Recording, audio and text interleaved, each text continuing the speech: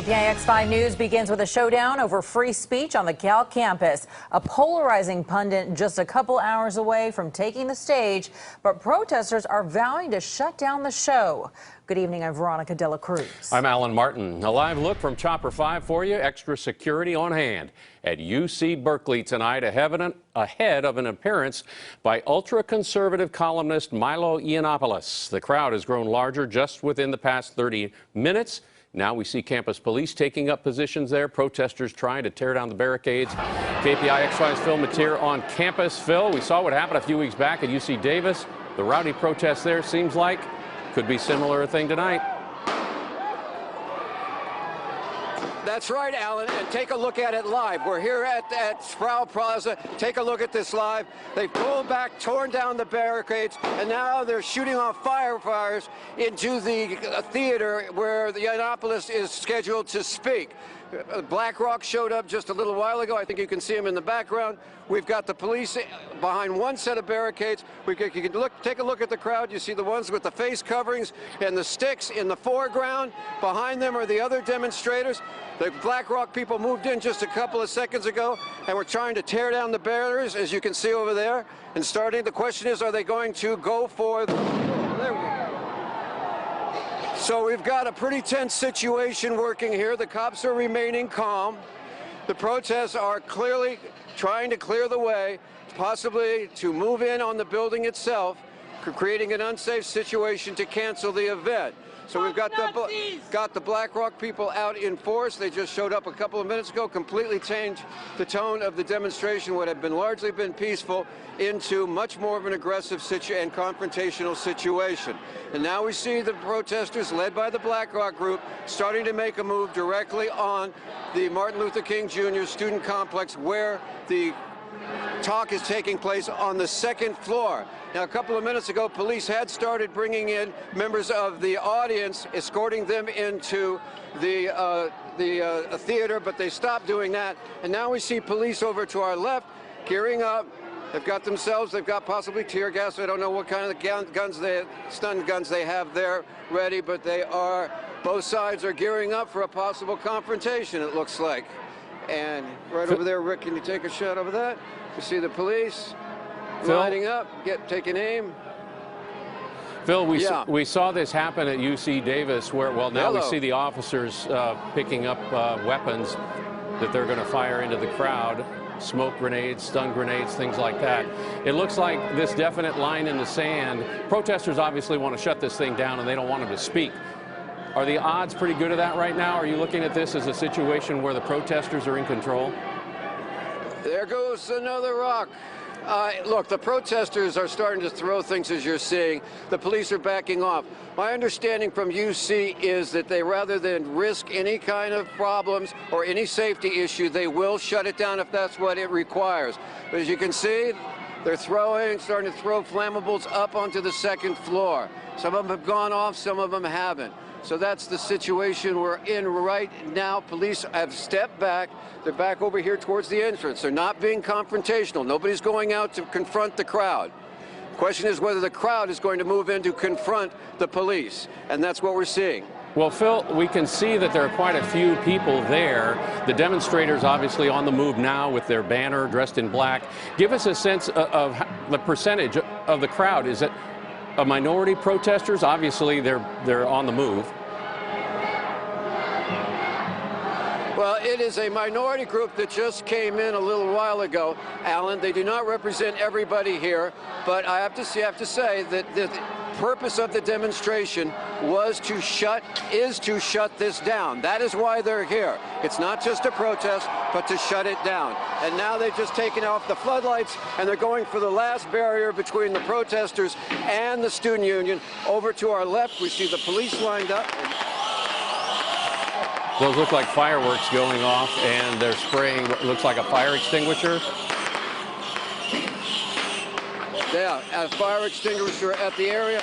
Over to our left, the police. Now they're starting to throw things at the UC police that are gathered over at one of the entrances behind the cover of the smoke and the fireworks.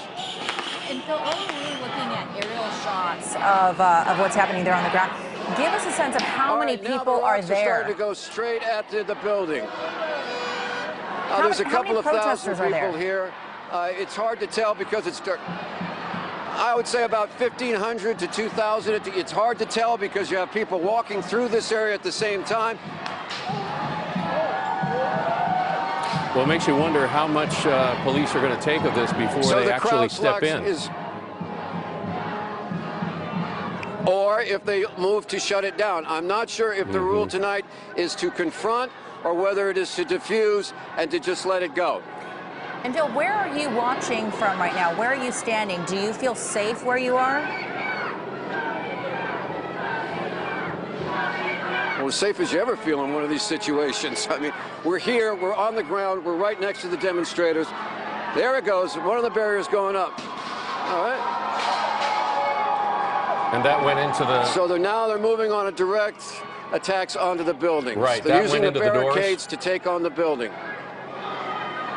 Yeah, that went into the door. Here goes another one. And still, police have not moved out of that position from the left of the building? No one's making a move, no. No. Can you tell us As a more matter of fact, they've about... gone inside. Some of them have gone inside the building now. Can you tell us more about these protesters? You had mentioned the various groups that are there. You had mentioned the BlackRock groups.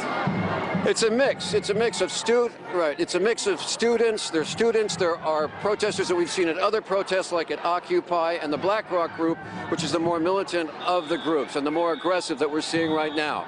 They're the ones who, for a long time,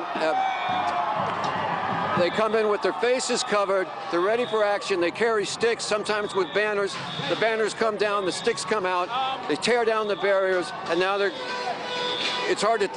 moving and running up against and throwing things into, trying to break into the place. Well, and now there goes the floodlights. They're knocking over the floodlights. They're trying to tear those down as well, trying to pull them over. Well, and at some point, as I you mean, can the see, public the protest safety right up here is cutting the restraints on these. Right, and at some point, police are going to have to decide if public safety. Here goes another one. The barricades are now being used as weapons. Alan, the barricades, you can see now they're using them as battering rams and setting off fireworks and battering rams as they're trying to go right into the building itself. Now, the event is on the second floor. The ground floor, as far as we know, the only people in there are possibly police and officials. And do we know where Milo Yiannopoulos is at this point? So they're systematically cutting the... No, we don't know if he's in the building or not. I saw some of the young Republicans who are hosting the event. They were escorted in by police before this broke out. All right, here we go with another assault on the building. It looks like they're just going to go straight at it now, with the sticks, as we talked about before, and the battering rams. And Phil, one of the questions, obviously, I mean, we've known that Milo Yiannopoulos is The demonstrators are clearly in control of the situation right now. Absolutely. We've known about this event for quite some time, and it doesn't look as though there are enough police there. Give us a sense of how many police are there and what they're doing right now. Look, Veronica, it's very clear. The police are inside. They have been told not to engage at this point. They are standing back. We see this in demonstrations in the Bay Area before. The feeling is that the property damage, whatever it may be, is less costly than anybody getting hurt.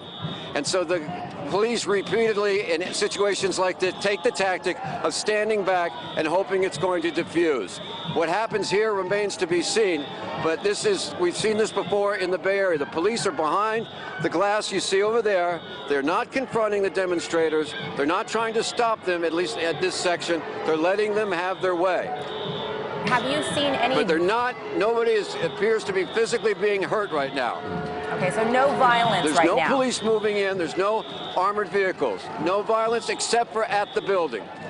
Right, at this point, the protesters are not... I'm not seeing any violence between people here, between them or the demonstrators. And there's nothing going on in the crowd? They're attacking the building, not the people that may be going in. Okay, that was my question. So they're not attacking... I can't get over there, Alan. I'm over here. All I can see was right now. And the smoke's pretty thick. It doesn't appear like... No, there's nobody in the crowd, but right. So folks that are there to see Milo Yiannopoulos, where are they entering the building, and have you spoken to any of them? I spoke to one who was on his way in. He said that he'd been confronted by demonstrators and they'd broken his cell phone. Now, earlier we were told that the police were going to be gathering. If you had a ticket, you'd go in the side and the police would vet you and bring you in. I don't know if we have a camera or a crew inside yet, but they were going to be bringing them in.